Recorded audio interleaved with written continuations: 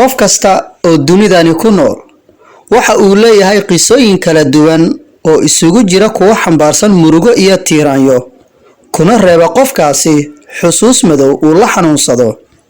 dhanka kale waxa uu leeyahay dhacdooyin farxadeed oo uu la soo kulmay waayijoogiisii. haddaba qof hadduu kula yimaado arrin haysata oo uu doonayo inuu kula wadaago qisadiisa xambaarsan murugo ama farxad, sidee ayay noqonaysaa falcelintaada?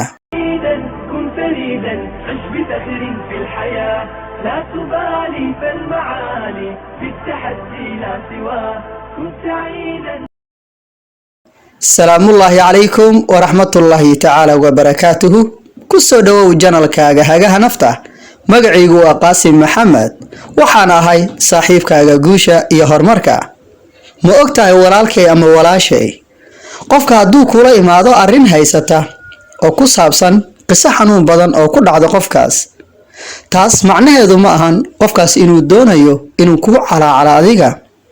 sidaa darteed qofkaas wuxuu doonayaa inuu nafiso uu culayska qalbigiisa saaran fudaydiyo. qofkaas wuxuu doonayaa inuu helo la dareemidda dhibta ku dhacday isaga. qofkaas wuxuu doonayaa inuu helo niyad dejin iyo u damqasho, sida annaga dhammaanteen aan jecelnahay in naloo sameeyo marka aan la kulanno qiso xanuun badan.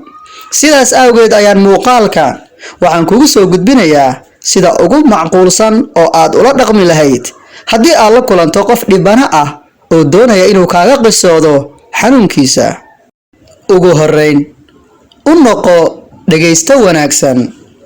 dadka qaar waxay wax u dhageystaan inay jawaab bixiyaan, laakiin marka aan ka hadlayno fanka la dhaqanka dadka, dhagaysigu waa saameynta ugu weyn ee aad qof ku dareensiin karto inaad u dhagan nugushahay oo aad qadarinayso hadalkiisa xitaa haddii aadan ka helin hadalkiisa.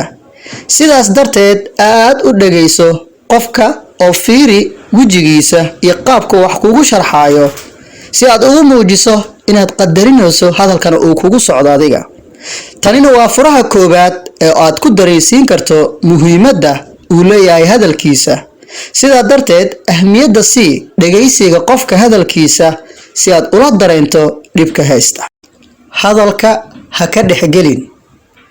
qofka kula hadlayo marnaba ha ka dhexgelin hadalka oo ha ku kala goyn qisada dareenka leh uu kuu sheegayo, sababtoo ah hadalka dhexgelidda waxay yareynaysaa dareenka uu leeyahay qisada uu kaaga sheekeynayo qofkaasi.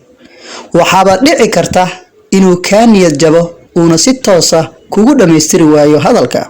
sidaa darteed adiga ka fogow inaad hadalka ka dhex gasho qofka si uu kugu sii wado sheekada. u muuji naxariis iyo damqasho. aad ayay muhiim u tahay in wejigaaga aad ka muujiso ka damqasho aad ka damqanayso qisada xanuunka leh uu kaaga sheekeynayo qofka. u muuji naxariis iyo inaadan la jeclayn inay ku dhacdo qisadan oo kale. qofkaas wuxuu dareemayaa kalsooni. waxaa gelaysa oo qalbigiisa kugu abuurmaysa adiga dhankaaga kalsooni iyo jacayl uu kuu qaado qofkaas. wuxuuna dareemayaa inaad la fahmaysid qisada ku dhacday aadna kala xanuunsanayso. sidaa darteed inta hadalka lagu wado u muuji naxariis iyo ka damqasho. ha ku xukumin wixii ka soo xumaaday isaga. ka fogow inaad ku eedayso qofka inuu qalad ku lahaa isaga dhacdadii ku dhacday xitaa haddii aad dareento inuu ku lahaa sabab. qofkaasi dhacdada ku dhacday ee xanuunka badan ee kula fadhiya ee kaaga sheekeynaya xanuunka uu soo maray, ka fogow qofkaasi inaad ku xukunto qisada ku dhacday inuu sababteeda qayb ku lahaa isaga, sababtoo ah isaga kaagama qisoonayo inaad lid ku noqoto isaga. inaad u dhimriso oo aad u dhoola cadayso oo aad kala damqato ayay tahay ujeedadiisu. sidaa darteed ka fogow inta qisada ay socoto ka sheekeynteeda inaad ku tiraahdo erayo lid ku ah qisada oo isaga aad qalad ku saarayso. taasi waxay sababaysaa qofka inuu ka niyad jabo uuna ku maleeyo qof ku faraxsan qisada ku dhacday kuna sababeynayo inuu isaga qalad ku lahaa. marnaba ha isku dayin inaad ku xukunto wixii ka soo xumaaday isaga. niyadda u dhis dhibanaha oo geli jawi ka duwan qisada xanuunkiisa oo ka qosol sii ugana dhig dhibkaasi inuu yahay dhib fudud xalna laga gaari karo adigoo dareensiinaya nolosha inay leedahay qisooyin xanuun badan balse xanuunku uu yahay mid ku meel gaar ah oo aan marnaba lagu waarayn dareensii inaad ka xun tahay dhibka ku dhacay waxaad ku dhahdaa aad ayaan aga xumahay waxa kugu dhacay waxaanba u malaynayaa inay aniga igu dhaceen kadib qofkaas wuxuu dareemayaa inaad la dareentay xanuunka isaga haaya mid la mid ah waxaadna degaysaa qalbigiisa si shuruud la'aan ah si tala ku habboon oo dejin karta qalbigiisa qofka marka uu ku dhameeyo qisada ama dhacdada xanuunka leh ee ku dhacday isaga qalbi dejin kadib si talooyin lagama maarmaan u ah dhacdadiisa